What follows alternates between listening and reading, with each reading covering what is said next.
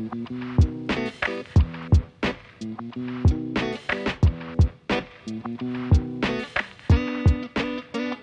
myself am Mexican American, so I'm very involved in the Chicana culture. So just kind of amplifying the voice that you don't really see on screen or not depicted well. That's what I'm here for, and that's what really made me, fall in love with film and wanting to share my stories from myself, from my families, from my friends. So the first kind of clip that showed with all the lowriders and cars, that was actually my ASU capstone film. And I was the first kind of, film student who involved that many lowriders and cars and directed a really big scene like that. And as you know, professors were a little iffy in the beginning because, you have to think about safety and how you're going to direct all of these cars and who's going to be on set. And I believe I directed over, I want to say 50 people just for that day, because it was a whole lowriders club that came out, and I had to deal with them, their family. I had to deal with like 20 plus students as my crew, not including the actors. And then some people also had support with their families. So it was a lot, but with a really strong team, I did it. And that short film won me the Mar Vista Strives to Inclusivity and Diversity Award. So I was very proud of that. And with that short film, recently I presented at the Chicano Hollywood Elevate conference, which is in LA.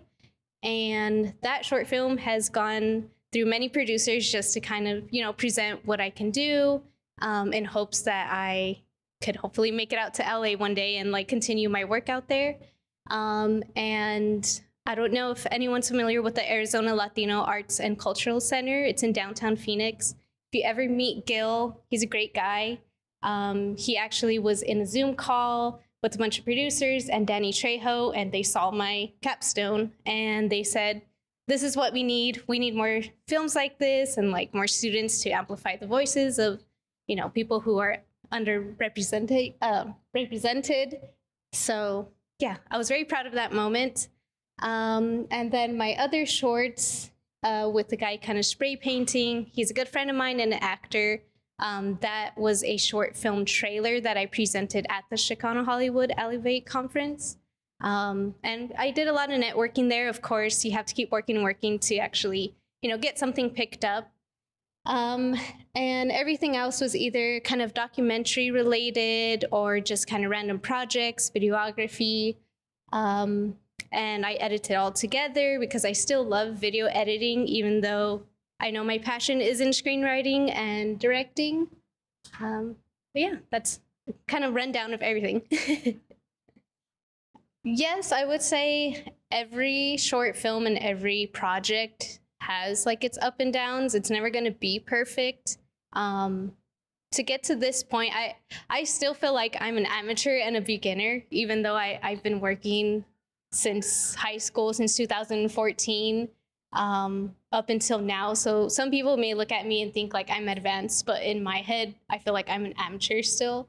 But I look back and I notice, okay, actually I have a lot of experience. I know how to run a set, how to produce something, how to direct something.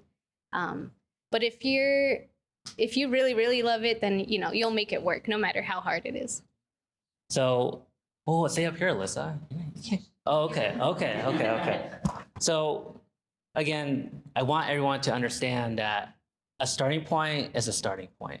Everyone's journey is going to be different. How you acquire equipment is going to be different, which is also, again, why it's important that we do this, because those different experiences provide an inspiration for you to pursue your career. And you have to have a strong passion enough for you to go through pushing forward through those different obstacles, because it's not easy. There will always be challenges. There will always be something in the way. And to be quite honest, this path in itself is full of hurdles and full of struggles. But if you have the love for your craft and you believe in what you do and you connect with people, especially at events like this, it provides that opportunity and it makes it a little bit easier for you to take those little steps forward, 1, 2, 3. And before you know it, you'll get to a point where you realize that, oh my gosh, no, I'm amazed I got to this point. And I'm saying that because I don't see myself as a film or video person. Again, the camera back there is pretty misleading. It's not a huge focus of what I like to do, but to be here and to be present and also to be able to talk and present alongside folks like Alyssa with the experience that she has and to be able to connect with people in that capacity is so important just for the fact that those opportunities can be so rare, but what we want to do is provide an opportunity for people to have more of that access.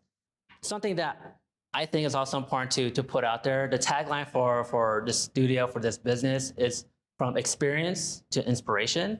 And what that essentially means, maybe I got that wrong. Oh shoot, maybe it's the other way around. Anyway, you get the point.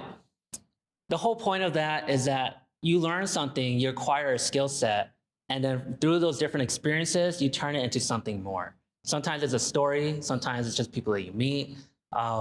Sometimes it's just a random event that just triggers something, and then it pushes you forward in terms of, okay, maybe this might be something worth me checking out. And you don't have to start anything big. You don't have to do anything like crazy. I would just strongly suggest that you just start really, really small and then just slowly work your way up. I think what's usually thrown out there is like you need to have a big fancy camera to go and do some filming. Honestly, if you have like a basic phone, most phones now will function just as good as any other video camera that's out there. And then you just work your way up. In terms of getting clients or what you want to do for your work, I think this is something that would be important to also put out there. I don't do a tremendous amount of narrative films. A lot of the work that I specifically do is contract work, either through the city of Mesa, some of the other museums, nonprofits, or whoever is interested in just getting a project forward. And I think it's pretty clear that with Alyssa, a lot of her work is more in narrative storytelling, which is something I would like to get into just because I think that's just, honestly, I just think that's cooler. But yes, so just to provide that as a space to be aware that there are different avenues, and there's not necessarily where you just have to focus on just one thing or the other. It's more so just finding a balance because, you know, we still all got to pay our bills. We all still got things that we got to take care of. So finding what works for you and then just kind of developing into that space. So I'm going to actually throw this back to Alyssa because I have some questions. Yeah, I mean, I guess it goes back to what I was saying. Like when I was in high school and I was introduced to film and TV, I knew I always loved the arts, but that really inspired me to tell my own stories. And like I said, I never really saw, you know, now it's getting more on screen with Mexican Americans and Latinos and Hispanic cultures, but I never saw that represented on screen since I was young until high school age. And I just kind of thought I can actually write and tell my own stories.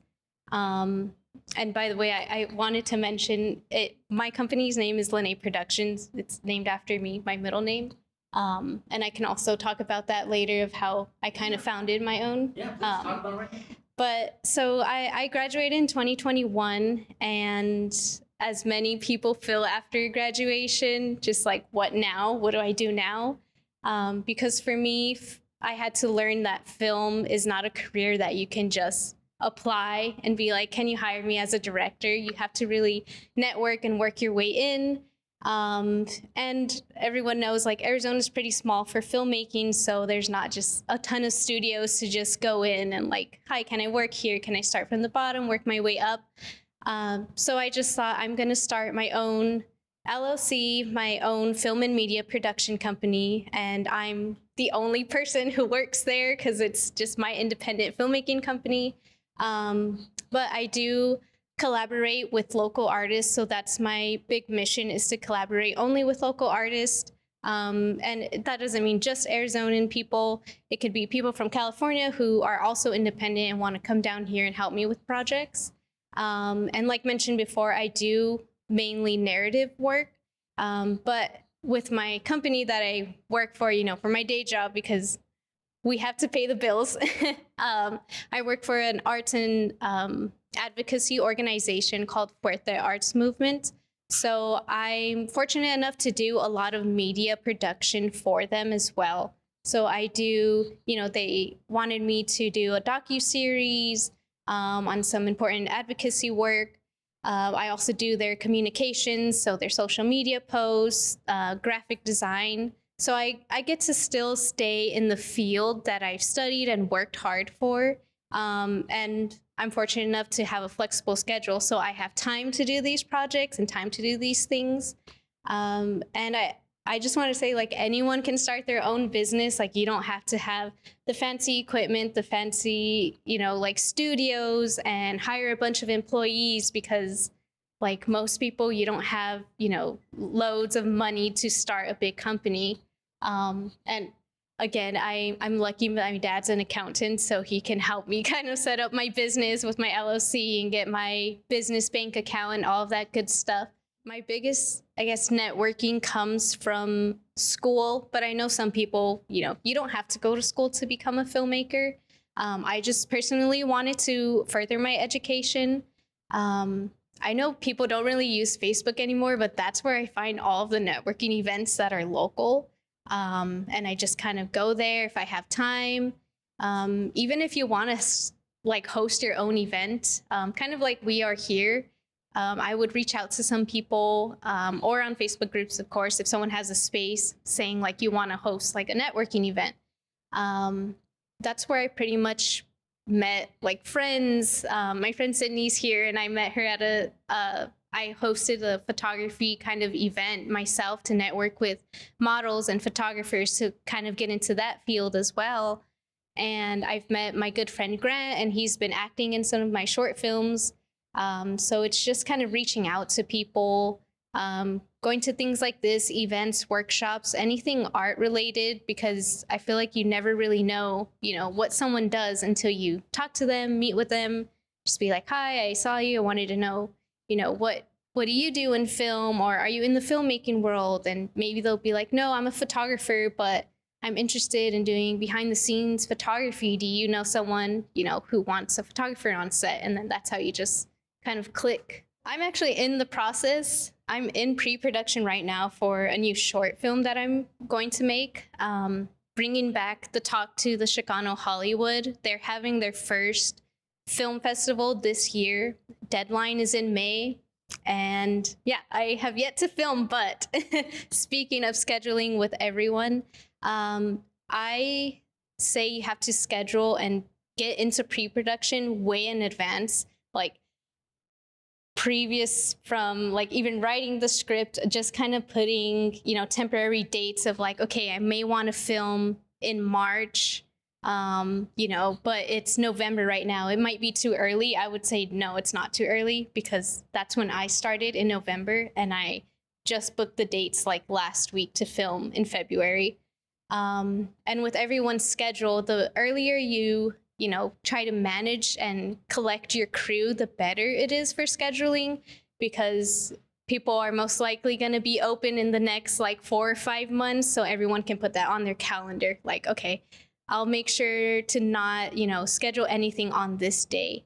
And there's a lot of, like, for me, I don't personally use them, but there's a lot of apps or websites out there that kind of have a calendar, and then you can block off like, these days I'm busy, and then everyone just adds their dates, and then it'll automatically find a date that works for all of you. I do it the hard way, and I just say, hey, are you guys available this day? No. Okay. Are you available this day? Okay. But just scheduling way in advance is what helps me. Crowdfunding and donations would be the best option if you really, really need a budget. Of course, you always need something for, food, snacks. If you're going to have a crew for like 12 hours, you need to feed them. But for anything else, like getting a camera, you don't need to raise like $5,000 because you need to go buy a camera right now because you have to make this short.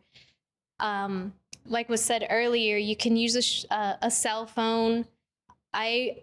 This kind of goes back into networking too, because if you network and this person has a camera, you could be like, hey, I'm going to ask them if they would donate, their time or let us borrow their equipment just for this one day, and we'll credit them, in the film that they donated whatever it is, XYZ, to our film. I feel like it's generous, but it's also the right thing to do, is to credit your donors, and like if someone helped you on something. For me, I always look for internships as well. So I had interned at Block Studios a few years ago, and that paid off because I got to use their lighting equipment and like 10 hours of free studio time. So it's kind of like little things like that. You have to do some work to earn something back. But I think my biggest takeaway with no budget is to just try to meet people, make friends, and if this person has a camera, but this person has lighting, and then this person has a mic, you already have like your equipment and crew without a budget. Something is always going to happen on set that you don't plan for, and it's either you can fix it or there's nothing you can do about it. So going back to like the short film trailer that I filmed for the Chicano Hollywood Elevate conference, that had a little bit of like a scheduling kind of issue. So we filmed in an alleyway, which we got permits for, which permits is a whole other discussion as well. So with the permit, we can shut down the alleyway so cars aren't driving in and out while we're trying to film there. But what we didn't think through until the day of was there was cars already parked in the alleyway and they had barricaded it off. And we were like, oh, we have to find the owners of these cars to move their cars so we can film. So that kind of took away like an hour from setup time for us to go to all these buildings. They're parked behind bars. So we had to be like, hey, are you the owner of this? Can you please move your car? We shut down the alleyway. So that kind of cuts into your time. So like mentioned, I would just, when the day of set, try to, if you think 2 hours is enough setup time, plan another hour because something's probably going to happen before setup time and before your call time when your actors have to be there and you have to start rolling. I've never been accepted into a film festival. So I know how it feels to be rejected over and over and over and over again since I've been making films since high school. I'm 26 now, I'm gonna be 27, and I've started working on film since I was like 15. So I've been rejected since 15. But it never stopped me from making films because I truly love making films. Like if there's ever a thought like, you know what, I'm just gonna quit film and like go get a real job. Like I'm sure people think that when they're in the arts.